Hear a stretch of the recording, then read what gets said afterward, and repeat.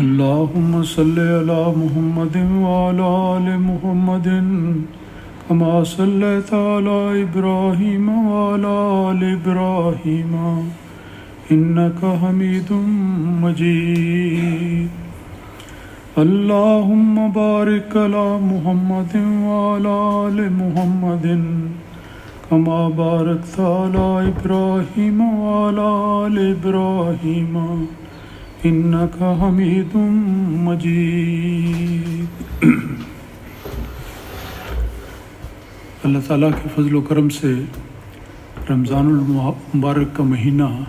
بے شمار برکتیں اپنے ساتھ لے کر آتا ہے۔ جب ایک انسان ان قواعد اور ضوابط کو مد نظر رکھتے ہوئے، ان ہدایات کی پیروی کرتے ہوئے جو رمضان کے حوالے سے قرآن مجید اور احادیث میں مذکور ہیں، تو ایک ایسا ماحول بن جاتا ہے جو نیکیوں کا ماحول ہوتا ہے۔ اس امر کی طرف اشارہ کرتے ہوئے ایک بار حضور انور ایدہ اللہ تعالیٰ بنصر عزیز نے اپنے ایک خطبہ جمعہ میں یوں ارشاد فرمایا تھا کہ رمضان برائیوں کے چھوڑنے اور نیکیوں کے بیج بونے کا مہینہ ہے۔ یہ فکرہ بہت ہی گہرا فکرہ ہے، اور اس میں دو باتوں کا ذکر کیا گیا کہ رمضان کے ماحول میں ایک تو یہ فائدہ ہوتا ہے کہ انسان کو برائیوں کے چھوڑنے کی توفیق ملتی ہے، توجہ بھی ہوتی ہے، اس کے ساتھ انسان کی کوشش بھی شامل ہو، دعا بھی ہو، اہتمام کرے، تو ایک ایک کر کے رمضان کے ماحول کی برکت سے انسان برائیوں کو چھوڑ سکتا ہے۔ اور دوسرا پہلو یہ ہے کہ نیکیوں کو اختیار کرنے کا مہینہ ہے، جس کو حضور نے فرمایا کہ نیکیوں کے بیج بونے کا مہینہ ہے۔ جس طرح کاشتکار اپنا کھیت تیار کرنے کے بعد اس میں بیج بوتا ہے، بظاہر ایک چھوٹی سی چیز ہے جو زمین میں بوئی جاتی ہے، خاک کے سپرد کر دی جاتی ہے، لیکن پھر اللہ تعالیٰ کے فضل سے وہی بیج پھوٹتا ہے، کومپل نکلتی ہے، پودا نکلتا ہے، درخت بن جاتا ہے، سایہ دیتا ہے، اور ہر طرف سبزہ ہوتا ہے، پھل پیدا ہوتا ہے، بے شمار فوائد ہوتے ہیں۔ تو ایک چھوٹی سی نیکی کے ذریعے انسان بہت ساری نیکیاں کرنے کے قابل ہو جاتا ہے۔ یہ وہ بابرکت ماحول ہے جو رمضان المبارک کا ماحول ہے، اور اس ارشاد کی روشنی میں اگر ہم مزید غور کریں تو نبی اکرم صلی اللہ علیہ وسلم کی متعدد احادیث ہمارے سامنے آتی ہیں اور ہماری مدد کرتی ہیں۔ ایک حدیث آج کے درس میں یہ ہے کہ عن ابی ہریرہ رضی اللہ عنہ ان رسول اللہ صلی اللہ علیہ وسلم قال، حضرت ابو ہریرہ رضی اللہ تعالیٰ عنہ بیان کرتے ہیں کہ رسول پاک صلی اللہ علیہ وسلم نے ارشاد فرمایا، الصیام جنۃ، کہ مومنوں یاد رکھو کہ روزہ ایک ڈھال کی طرح ہے، فلا یرفس ولا یجہل،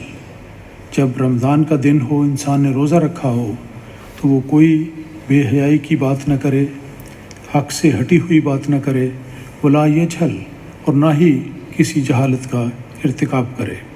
کوئی بھی بات جو خلاف دین ہو نہ کرے اور کوئی جہالت کی بات نہ کرے۔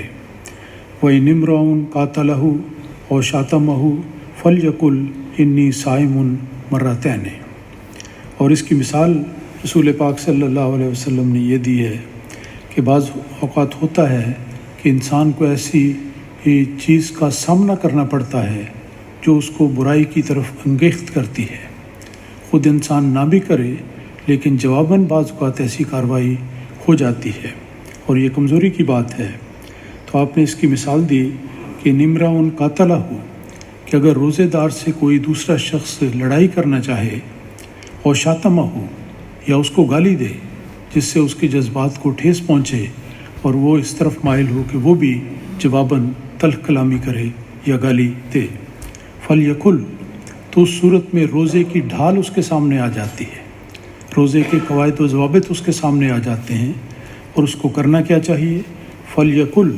تو اسے صرف اتنا کہنا چاہیے ایسی صورتحال میں کہ انی صائم، کہ میں تمہاری لڑائی کے جواب میں تم سے لڑتا نہیں، تمہاری گالی کے جواب میں تمہیں گالی نہیں دیتا۔ کیا وجہ ہے؟ اس لیے کہ میرے ہاتھ میں میرے روزے کی ڈھال ہے، اور صرف اتنا کہہ دے کہ انی صائم، کہ کہ میں تو روزے دار ہوں، میں تمہاری ان غلط باتوں کے جواب میں جذبات کی رو میں بہہ کر اسی طرح کی باتیں نہیں کروں گا، کیونکہ مجھے اللہ تعالیٰ کے فضل سے روزے کی ڈھال میسر ہے۔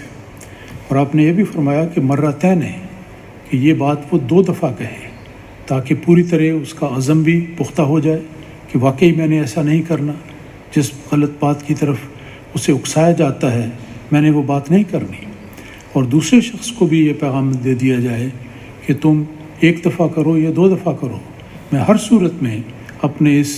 موقف پر قائم ہوں اور میں نے برائی کا جواب برائی سے نہیں دینا۔ یاد رکھنا چاہیے کہ ڈھال وہ جنگی آلات میں سے ایک آلہ ہے جو چھتری نما ایک چیز ہے جس کو پرانے زمانے میں اور آج کل مختلف صورتوں میں استعمال کیا جاتا ہے۔ بلٹ پروف جیکٹس پہن لی جاتی ہیں، لیکن پرانے زمانے میں یہ چیزیں نہیں تھیں۔ اس وقت ایک ڈھال استعمال ہوتی تھی جس کی شکل چھتری کی طرح ہے، اور انسان ایک ہاتھ میں اسے پکڑ لیتا ہے اور دوسرے ہاتھ سے دشمن کا مقابلہ کرتا ہے۔ اس ڈھال کا فائدہ یہ ہوتا ہے کہ انسان دشمن کی طرف سے تلوار کا وار ہو یا تیر چلائے جائیں یا کوئی اور طریقہ نقصان پہنچانے کا اختیار کیا جائے، اس سے محفوظ رہتا ہے۔ تو یہ دیکھیں کہ کتنی خوبصورت مثال ہے، اور اس پر اگر ہم غور کرتے چلے جائیں تو یہ مضمون کھلتا چلا جاتا ہے کہ جب انسان روزہ رکھ لے اور اللہ تعالیٰ کی رضا کی خاطر یہ عہد کر لے کہ میں نے نیکی کے میدان میں آگے سے آگے بڑھنا ہے، تو یہ عزم اس کے ہاتھ میں ایک ڈھال کے طور پر ہوگا اور ہمیشہ اسے بری بات سے بچائے گا۔ یہ حدیث جو بیان کی گئی یہ بخاری کتاب الصوم سے لی گئی ہے۔ حضرت عثمان ابن ابی العاص کہتے ہیں کہ میں نے رسول پاک صلی اللہ علیہ وسلم کو یہ فرماتے ہوئے سنا کہ روزے رکھنا، یعنی سارے روزوں کا ذکر ہے،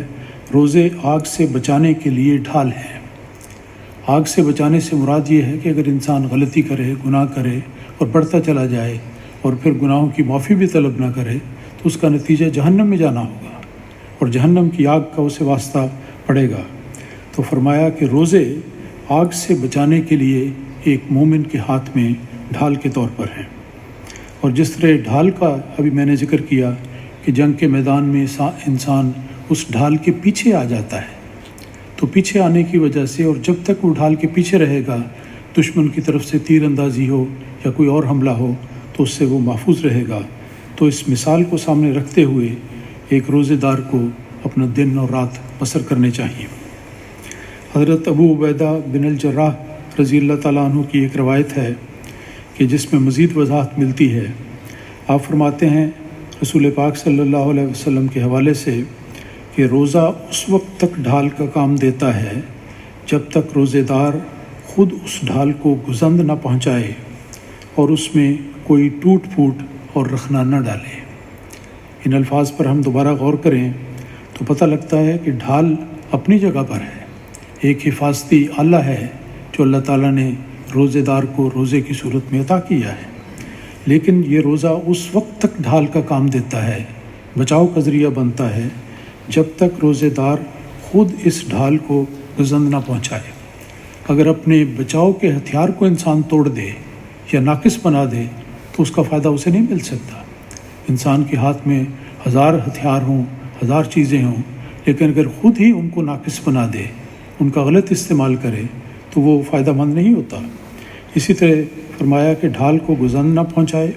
اور اس میں کوئی ٹوٹ پھوٹ اور رخنا نہ ڈالے۔ تو جن قواعد کا ذکر میں کر رہا ہوں کہ قرآن اور حدیث میں ہیں کہ روزے دار کو اپنا دن کیسے بسر کرنا چاہیے، ان قواعد کی پوری طرح پابندی کرنے والا ہو تو وہ یہ سمجھے کہ گویا اس کو واقعی طور پر ایک دفاعی ہتھیار اس کے ہاتھ میں آ گیا ہے۔ لیکن اگر ٹوٹ پھوٹ کی جائے، رخنا ڈالا جائے، کمزوری دکھائی جائے، اس ڈھال کو خراب کر دیا جائے تو ظاہر ہے کہ جس طرح ایک ٹوٹی ہوئی ڈھال انسان کو بچا نہیں سکتی، اسی طرح ایک کمزور روزہ بھی انسان کو نیکی کرنے اور برائیوں سے بچنے کی توفیق نہیں دیتا۔ تو بس اس لحاظ سے پورے اہتمام کے ساتھ جب روزہ رکھا جائے تو پھر وہ صحیح طور پر ڈھال کے طور پر کام دیتا ہے۔ ایک اور روایت میں آتا ہے جو جامع الصغیر میں ہے، جو پہلی حدیث میں نے بیان کی ہے، وہ کتاب نسائی سے تھی۔ دوسری جامع الصغیر میں ایک حدیث آتی ہے، اس میں یہ بیان کیا گیا ہے کہ روزہ خدا کے عذاب سے بچانے کے لیے ڈھال ہے۔ روزے کے 2 فوائد ہیں، ایک تو اسی دنیا میں فوراً نقد بنقد یہ فائدہ ملتا ہے کہ انسان دشمن کے حملے سے بچ جاتا ہے۔ دشمن کوئی غیر بھی ہو سکتا ہے، کوئی اپنا بھی ہو سکتا ہے۔ بعض اوقات ایک ماحول میں، غلط ماحول میں انسان دوسرے کی کسی بات کو سن کر یا اس کے کسی فعل کو دیکھ کر برائی کی طرف مائل ہو جاتا ہے۔ تو جو بھی صورت ہو، اگر انسان اس موقع پر اپنی پوزیشن پر قائم رہے تو پھر صحیح معنوں میں وہ اس ڈھال کے نیچے آتا ہے۔ اور روزے کا فائدہ یہ ہوتا ہے، ایک تو اس دنیا میں فوری طور پر برائی سے بچ جاتا ہے۔ جب برائی کا جواب اس برائی سے اس نے نہیں دینا اور یہ عزم اس نے پختہ کر لیا ہے تو پھر وہ کبھی بھی برائی کی طرف پیش قدمی نہیں کرے گا۔ اور دوسرا ثواب اس کا یہ بتایا گیا، اس کا فائدہ یہ ذکر کیا گیا کہ روزہ خدا کے عذاب سے بچانے کے لیے ڈھال ہے۔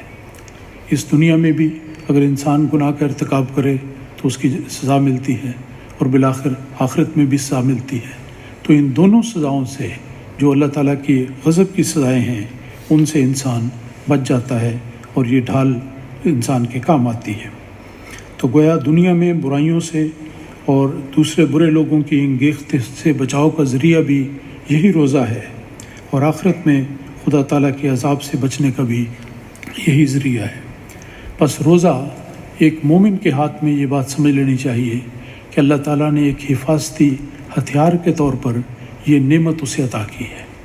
اور یہ ایسی نعمت ہے کہ جس کو اگر انسان قدم بہ قدم، لفظ بلفظ اس پر عمل کرتا رہے تو یقیناً وہ ہر قسم کی برائیوں سے محفوظ رہے گا، اور نہ صرف برائیوں سے محفوظ رہے گا بلکہ اللہ تعالیٰ کے فضل سے اسے نیکیوں کی توفیق ملے گی۔ تو یہ وہ بات ہے جو ایک روزے دار کو ہمیشہ اچھی طرح سمجھنی چاہیے، اور اسی کی طرف اشارہ کرتے ہوئے حضور نے جو فکرہ ارشاد فرمایا تھا کہ رمضان برائیوں کو چھوڑنے اور نیکیوں کے بیج بونے کا مہینہ ہے،